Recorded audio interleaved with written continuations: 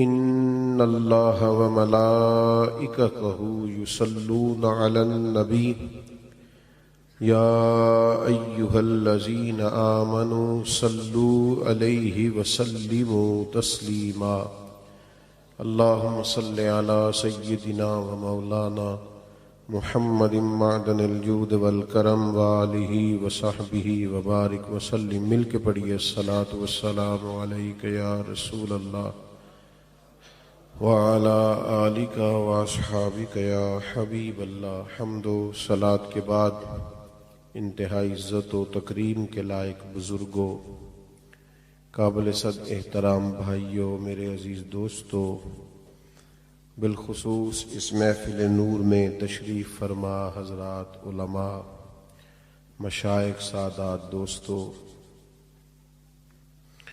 استقبال رمضان المبارک کے عنوان سے اس بابرکت محفل پاک کا انعقاد کیا گیا ہے۔ اللہ تعالی ہم سب کا یہاں جمع ہونا اپنی بارگاہ میں قبول فرمائے۔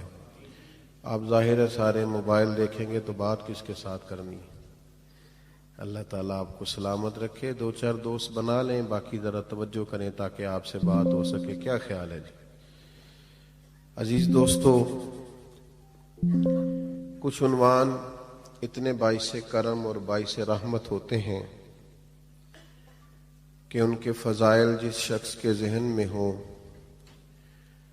اس عنوان کی عظمتیں جس شخص سے کچھ اس کی شناسائی ہو، تو وہ عنوان سوچ کر ہی اپنے آپ میں بڑی ٹھنڈک محسوس کرتا ہے۔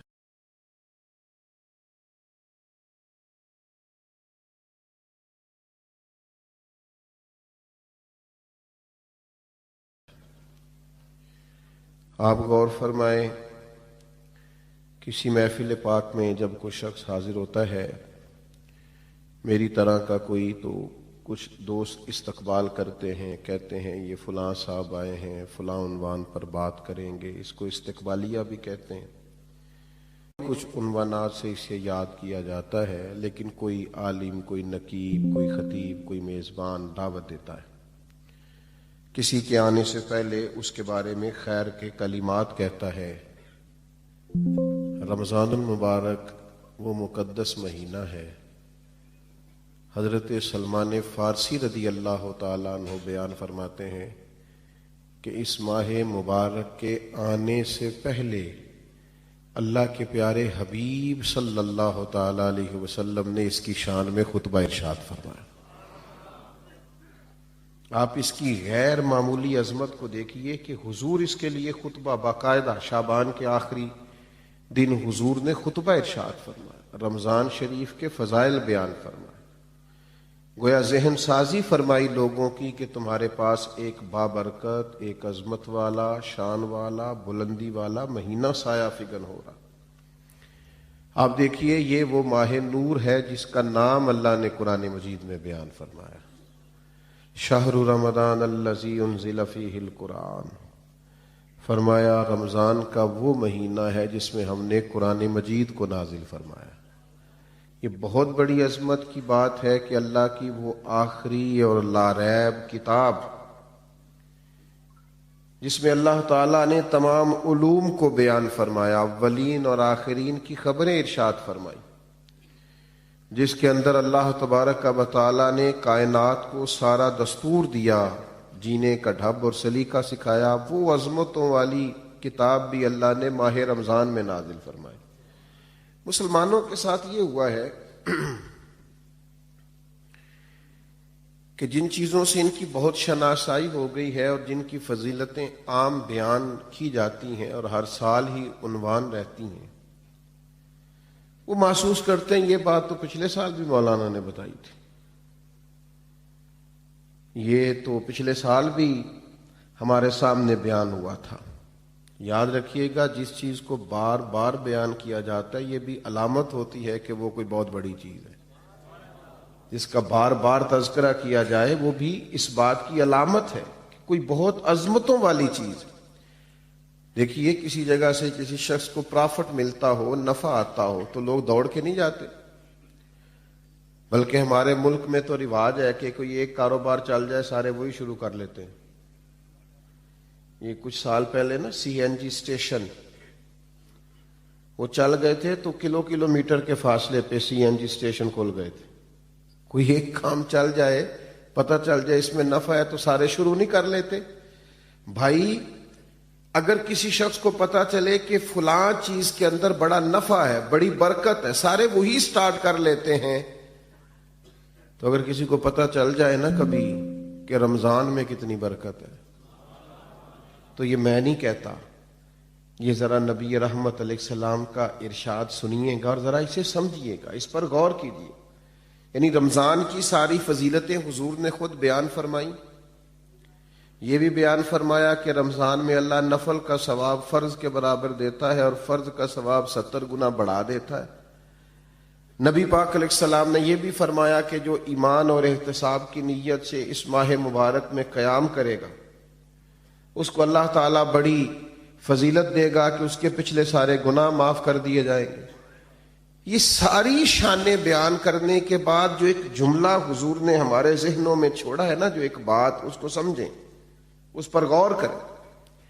ساری عظمتیں بیان کرنے کے بعد محبوب فرماتے ہیں اگر تمہیں پتہ چل جائے نا, یعنی تمہیں بتا دیا ہے, سمجھا دیا ہے, لیکن ابھی بھی اس کی اتنی عظمتیں, اتنی بلندیاں, اتنی رفتیں ہیں کہ اگر تمہیں پتہ چل جائے رمضان میں آ کر برکت ہے کتنی, عظمت ہے کتنی, اگر تمہیں پتہ چل جائے تو فرمایا تمہارا دل چاہے گا کہ سارا سال رمضان ہی رہے, کوئی اور مہینہ آئے نہ. صرف یہ آپ اس بات کو سمجھیں.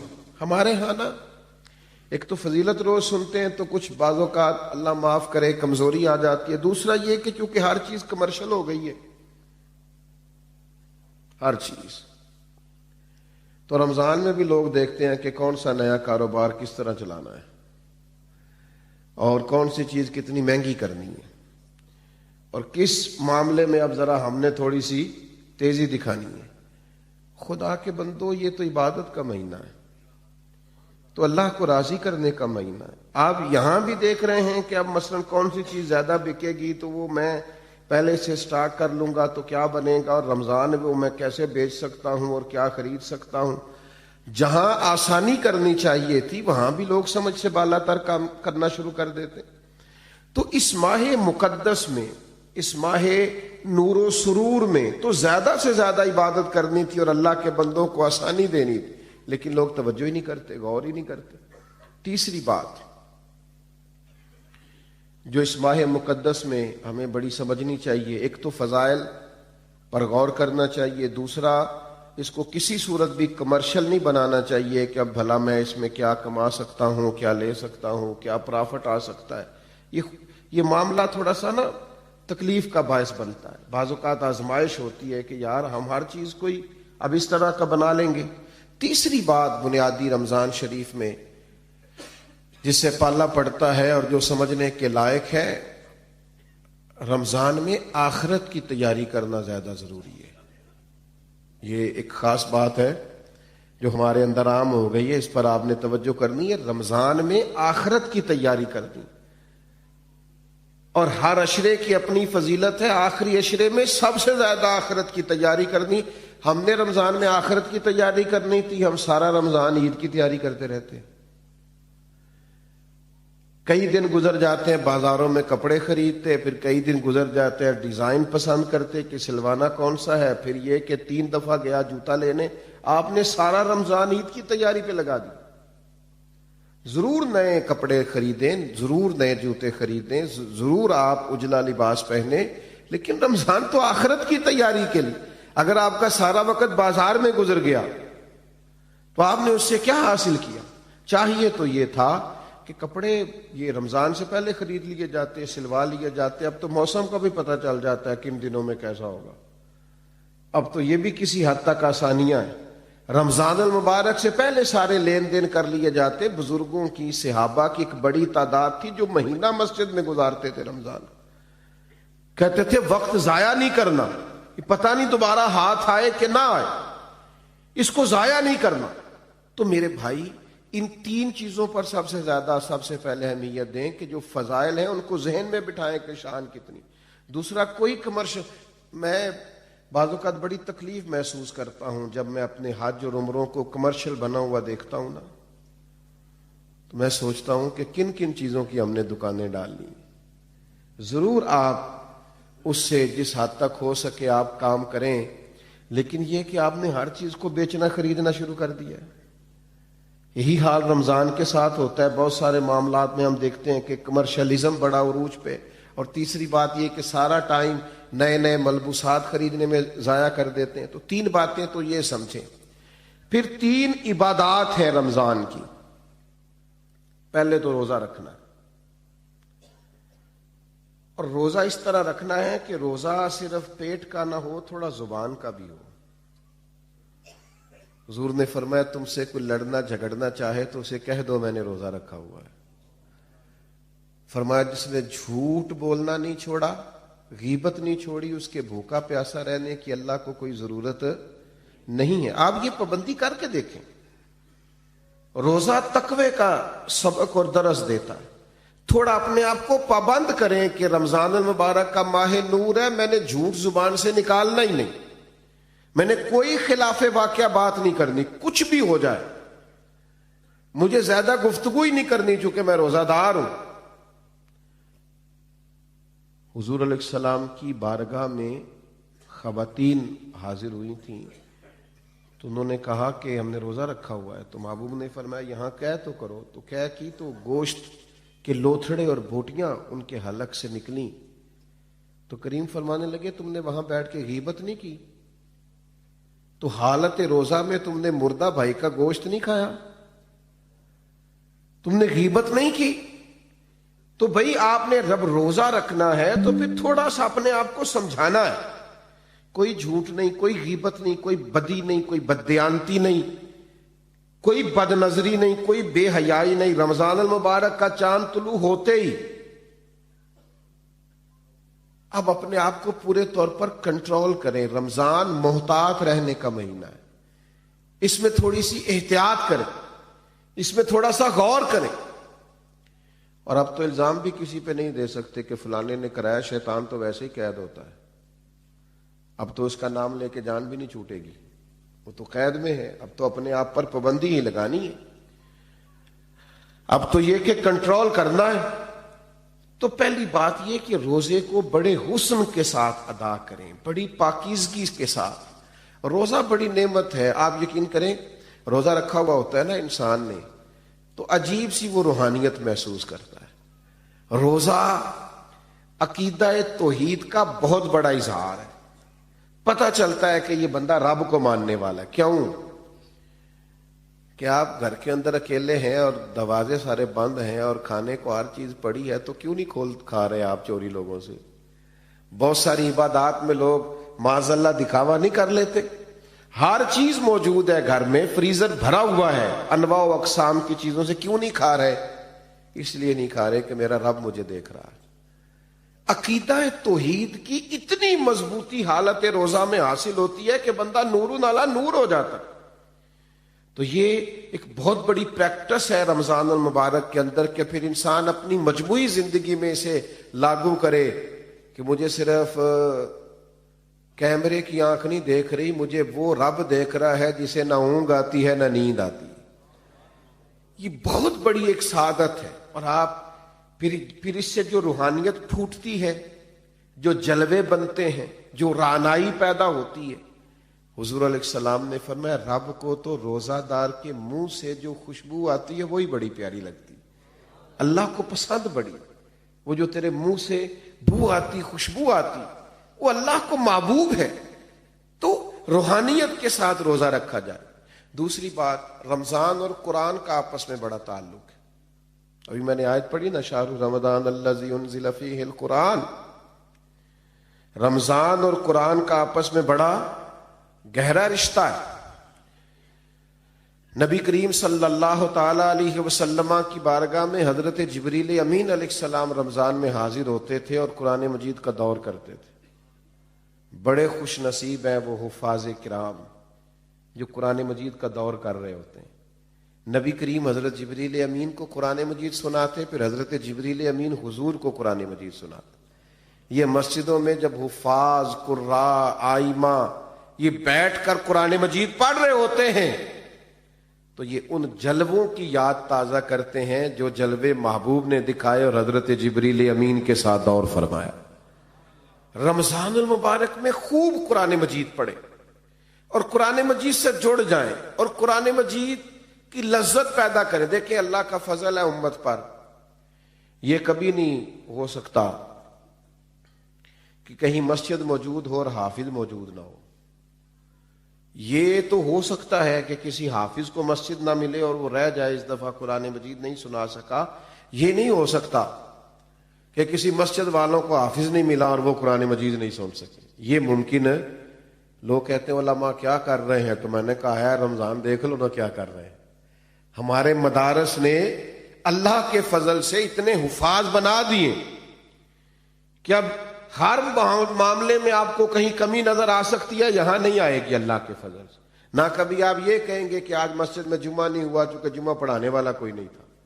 یہ اللہ نے امت پر فضل فرمایا، اہلیان پاکستان پر فضل فرمایا۔ تو قرآن مجید کے حافظ بھی ہیں، قاری بھی ہیں، عالم بھی ہیں، ترجمہ کرنے والے، تفسیر کرنے والے بھی موجود ہیں۔ اب ضرورت ان لوگوں کی ہے جو قرآن مجید سے محبت کریں۔ محفلوں میں رک کے آتے ہیں نا، فلانی نعت سناؤ نعت خاں کو، بڑی اچھی بات ہے، بھیجا کریں، لیکن کبھی کبھی نا یہ بھی رکا بھیجا کریں کہ دل بڑا کر رہا ہے سورہ رحمان سنائے۔ اب ہلکے ہلکے بولیں آپ، اور کچھ نے تو صرف گھورا ہی ہے مجھے۔ بھائی رکا آتا ہے نا جی فلانی نعت بڑی پسند ہے، تو بھائی ایک رکا لکھ کے بھیجو نا، جناب سورہ ملک بڑی پسند ہے ذرا سنائی جائے۔ یہ آپ رکا لکھے نہ اور لکھ کے بھیجے نہ، میرا دل کر رہا ہے سورہ ابراہیم کی تلاوت ہو، سورہ نوح کی تلاوت ہو، سورہ یوسف کی تلاوت۔ یہ بھی ذوق پیدا کریں، یہ بھی اپنے دل میں لائیں چیز۔ ہمارے ملک میں نا ایک رواج بن گیا ہے، ہر چیز کو مشکوک کر دو، شک پیدا کر دو، اور نہیں جی نہیں اس کے بغیر بھی گزارا ہو سکتا ہے، اور نہیں جی نہیں یہ کوئی فرض واجب نہیں ہے، اور نہیں جی یہ ضروری نہیں ہے۔ مزاج بن گیا۔ اور پھر اس طرح کے لوگ چونکہ انوکھی بات کرتے ہیں، یہ ہٹ کے بات کرتے ہیں، تو دل کو بڑی اچھی لگتی ہے، نفس بڑی جلدی قبول کرتا ہے۔ لوگ کہتے ہیں وہ فلاں مولانا اتنا پڑھا لکھا ہے، وہ کہہ رہا تھا کہ کوئی ضروری نہیں۔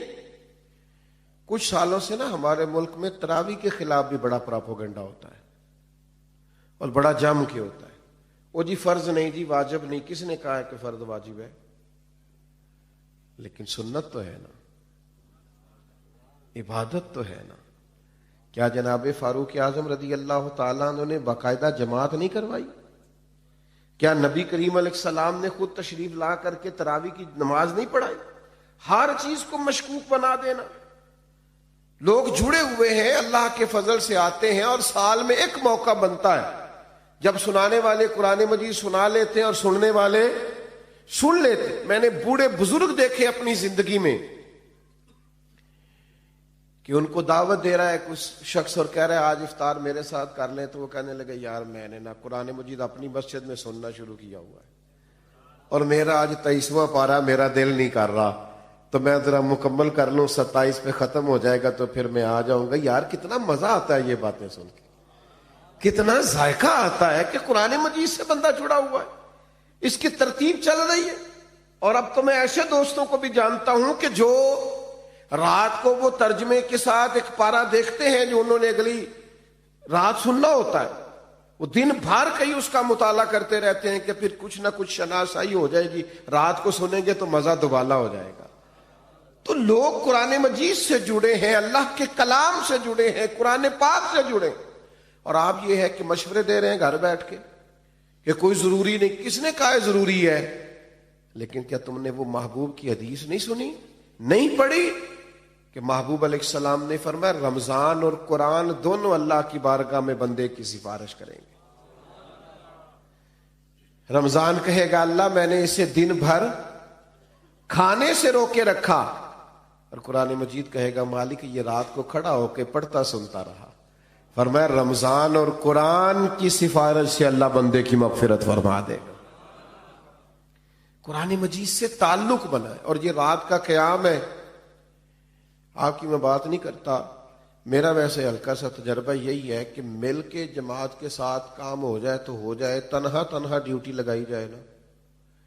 کچھ دوست ایسے ہیں وہ تراویح جماعت سے پڑھ لیں تو پڑھ لیں، رہ جائیں تو سستی ہو جاتی. صحیح کہہ رہا ہوں؟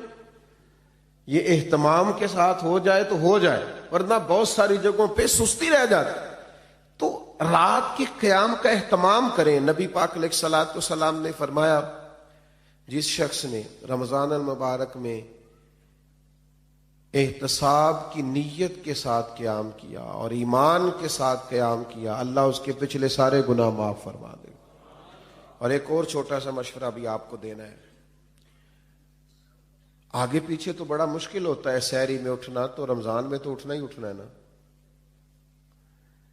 ایسا نہ کریں کہ جب صبح اٹھیں تو 10 منٹ پہلے اٹھیں، 4 رکعتیں تہجد کی بھی پڑھیں. اٹھنا تو ہے تو کیا سعادت ہے. ایک روایت میں فرمایا کہ ہر نیکی پر تو ثواب ہوتا ہے نا.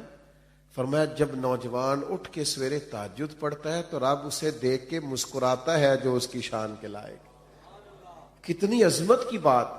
آپ صبح 10-15 منٹ پہلے اٹھیں، 4 رکعتیں، 6 رکعتیں، 8 رکعتیں، 12 رکعتیں تہجد کی پڑھیں، اس کے بعد پھر آگے چلیں.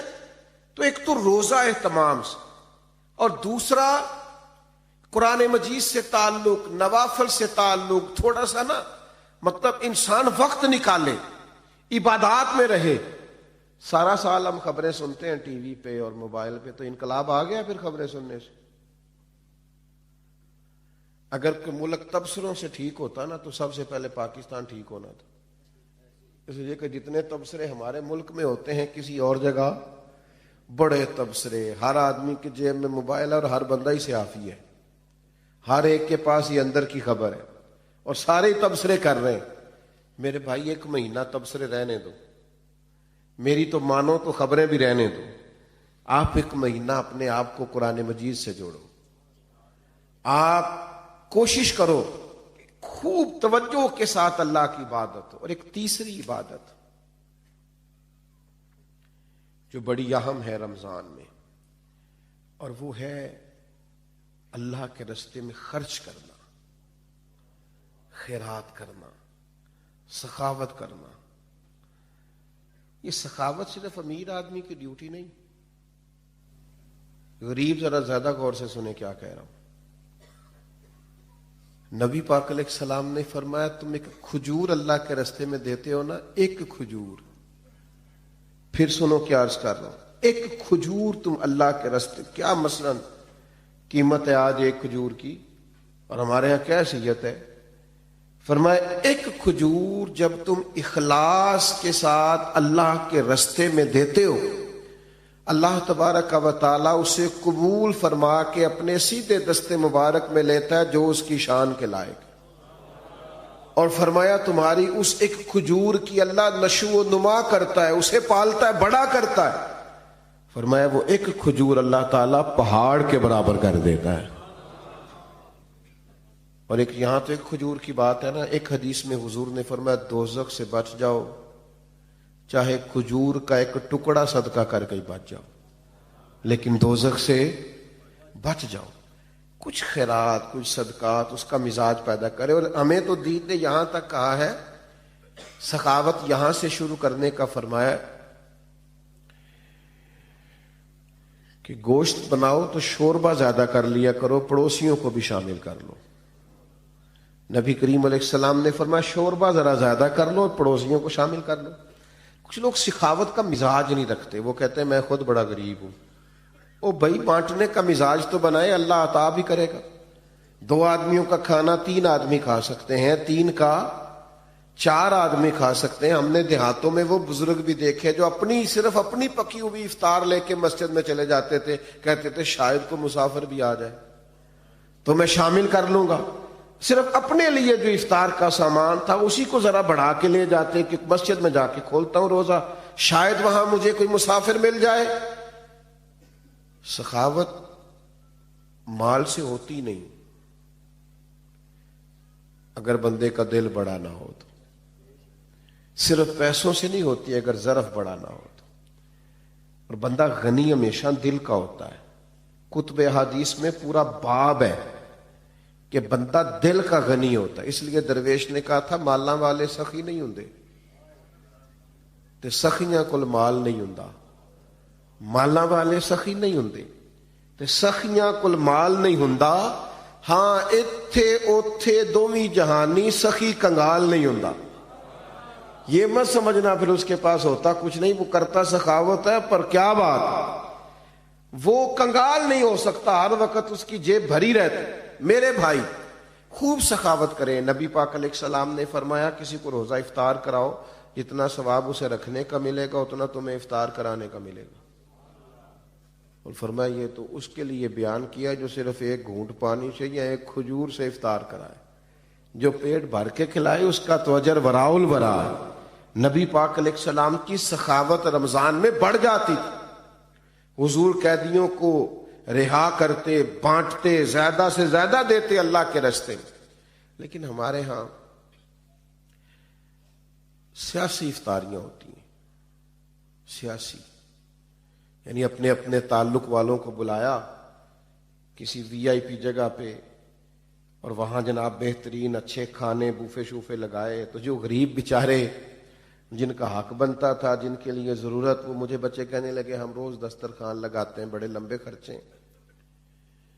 تو میں نے کہا بتاؤ کبھی کوئی امیر بھی آ کے بیٹھا ہے تمہارے دسترخوان؟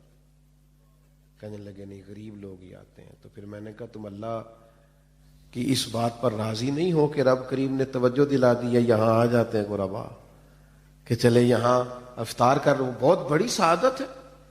بہت سارے لوگ ایسے ہیں جن کو ضرورت ہوتی ہے, لیکن ہمارا مزاج یہ ہوتا ہے کہ ہم اس کو بھی نا, رمضان کی افطاریاں بھی ان کو بھی دنیا داری بنا لیتے ہیں. ووٹ پکے کرنے کے لیے, تعلقات پکے کرنے کے لیے, گاہک اور سیلز مین پکے کرنے کے لیے, اسی میں اس کو بھی لگا دیتے ہیں. کچھ کام جنت پکی کرنے کے لیے بھی کر لینے چاہیے. وہ ایک درویش سکول چلاتے تھے نا,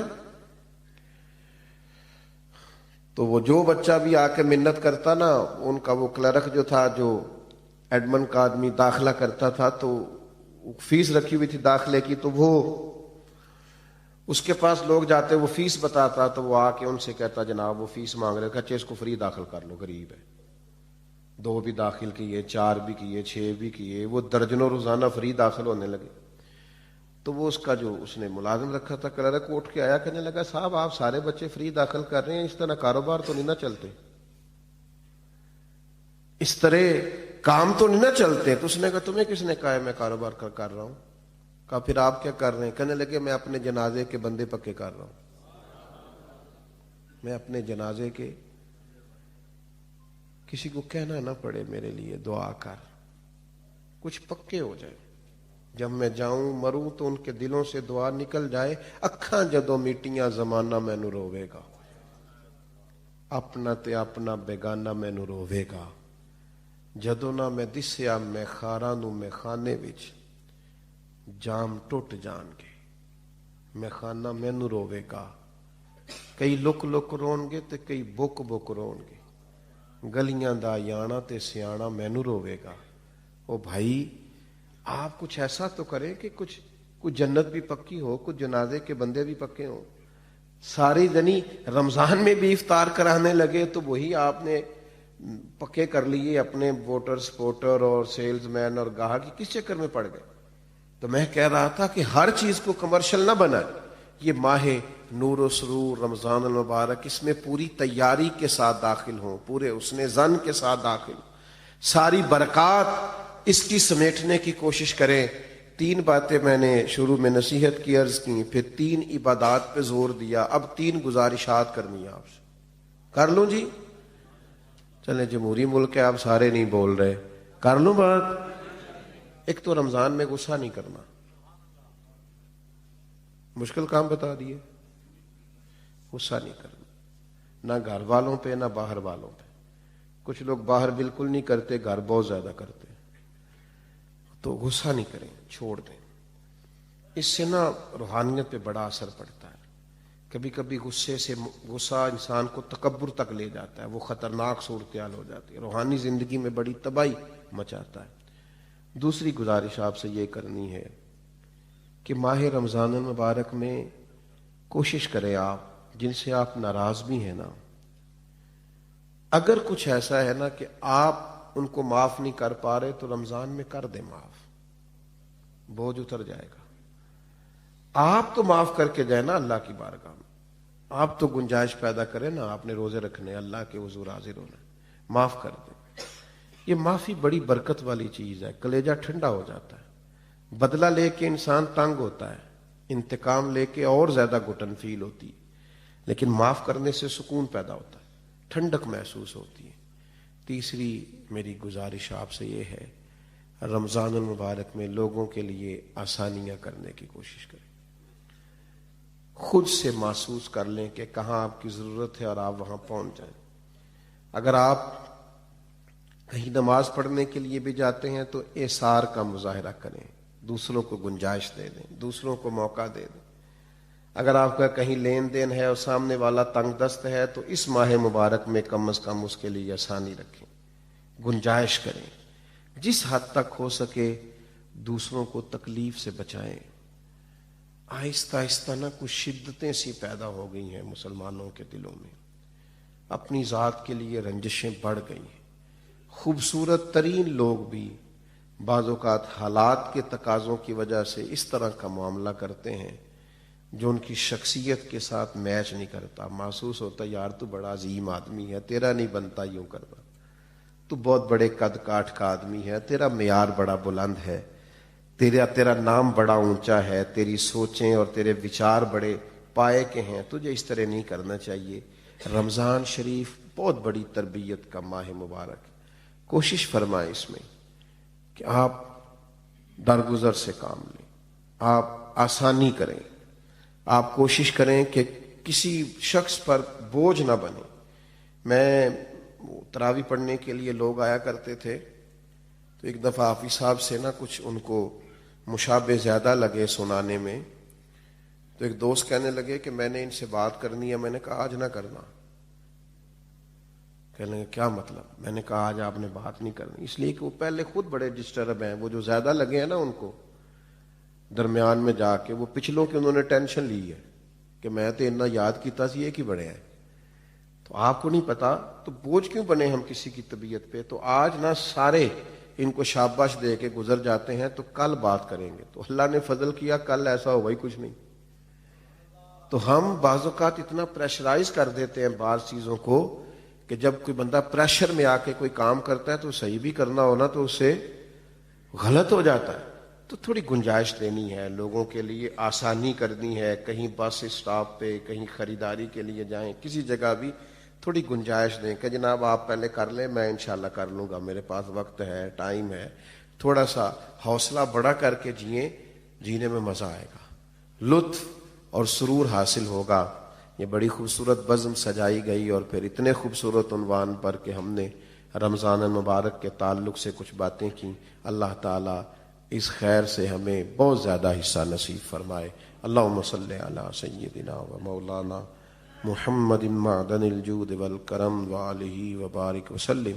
اللہ ہمارا مل بیٹھنا اپنی بارگاہ میں قبول فرما۔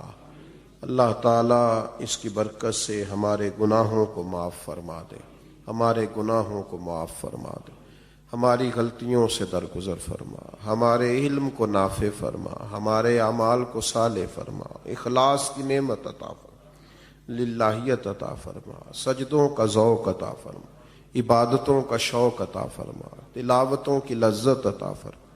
اللہ تعالیٰ بیماروں کو شفا عطا کر دے، مقروضوں کو قرض کے بوجھ سے رہا کر دے، تنگ دستوں کے رزق میں وسعت پیدا فرما دے۔ کریم مالک، جن دوستوں نے یہ بزم سجائی ہے انہیں بہترین صلہ عطا فرما۔ قرب و جوار سے یا دور دراز سے جتنے بھی دوست تشریف لائے، اللہ تعالیٰ سب کو اپنی بارگاہ رحمت سے جزائے خیر عطا فرما، اجر عظیم عطا فرما، امت کی خیر فرما، عالم اسلام کی خیر فرما، پاکستان پر اپنا فضل فرما۔ اللہم انا نسألک العفو والعافیۃ فی الدین والدنیا والآخرہ، رب اغفر وارحم وانت خیر الراحمین، وصلی اللہ تعالی علی حبیبہ سیدنا محمد۔